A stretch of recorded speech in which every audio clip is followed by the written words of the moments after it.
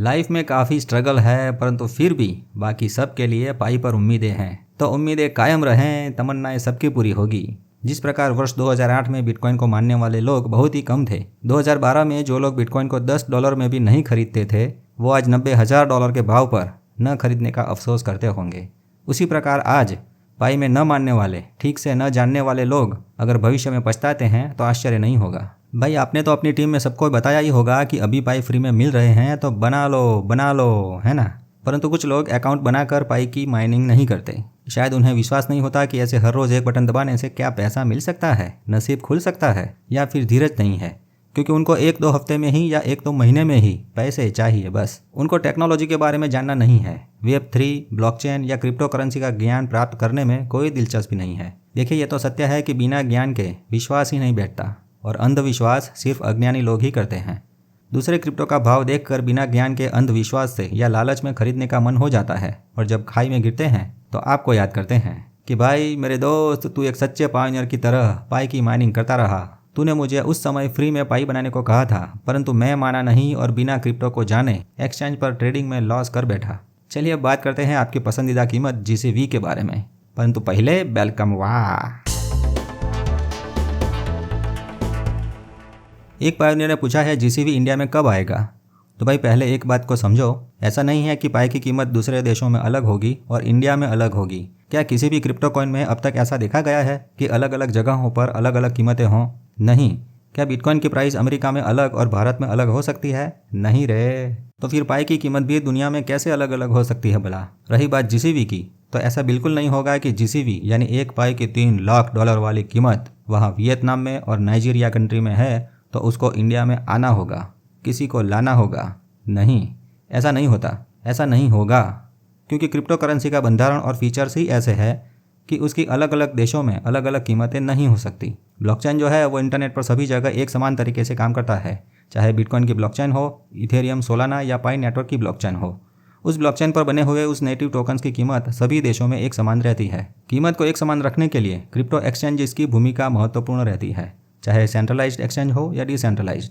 पाई जब भी किसी एक्सचेंज पर आएगा तब उसकी जो कीमत देखने को मिलेगी उसे ही सभी पायोनियर्स मानेंगे, और बाकी लोग भी उसी कीमत से एक्सचेंज पर बाय सेल का ट्रेडिंग करेंगे, जिस प्रकार दूसरी क्रिप्टो करेंसी में करते हैं। तो उम्मीद है आपका संशय का समाधान मिला होगा कि GCV इंडिया में या किसी और कंट्री में स्पेशल तरीके से या कोई विशेष मार्ग से नहीं जा सकती। अभी पाई का एनक्लोज मेननेट का पीरियड चल रहा है।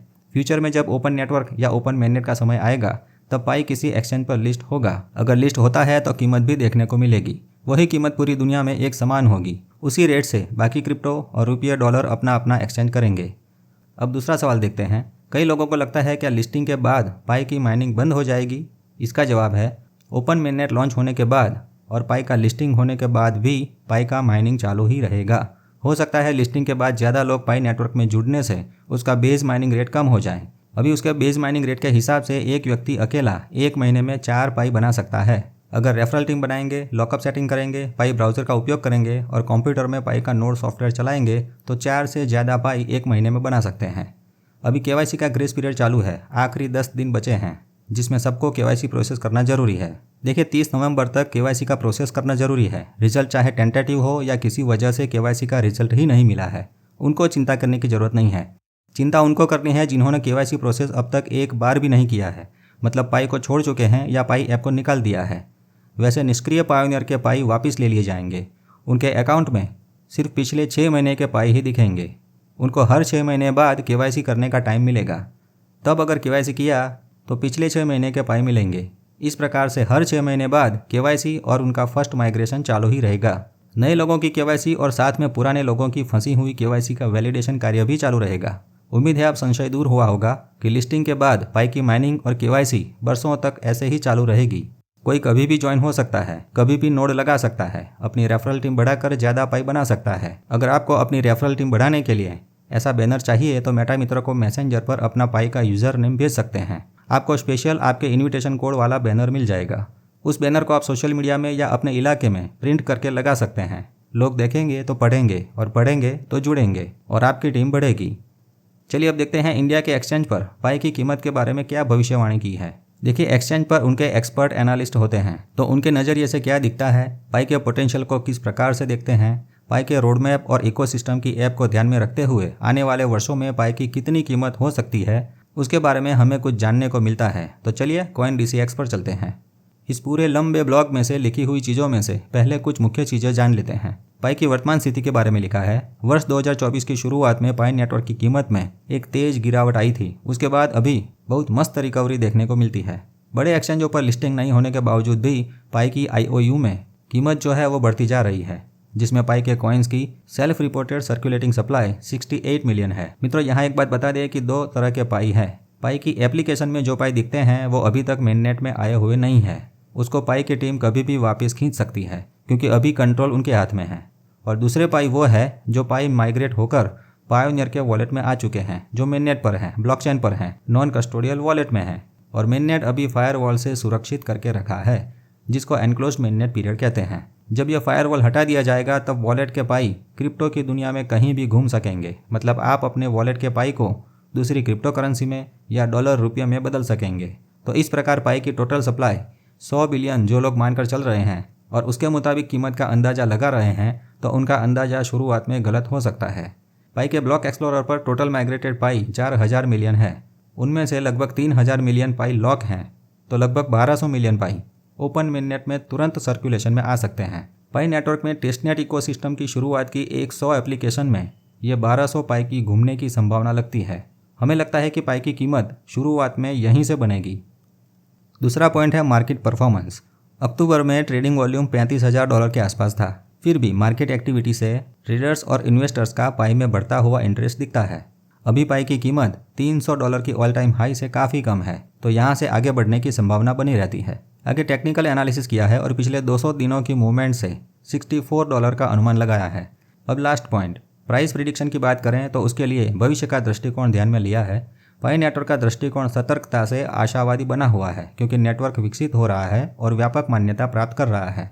मतलब लगातार डेवलपमेंट हो रहा है और दुनिया में धीरे धीरे सबकी नज़र में आ रहा है। यहाँ इस ब्लॉग में आगे नवंबर 2024 में $60 के आसपास पाई की कीमत बताई गई थी, जो कि कुछ हद तक सही लग रही है। कॉइन मार्केट कैप पर अभी पाई IOU की प्राइस $60 के आसपास घूम रही है।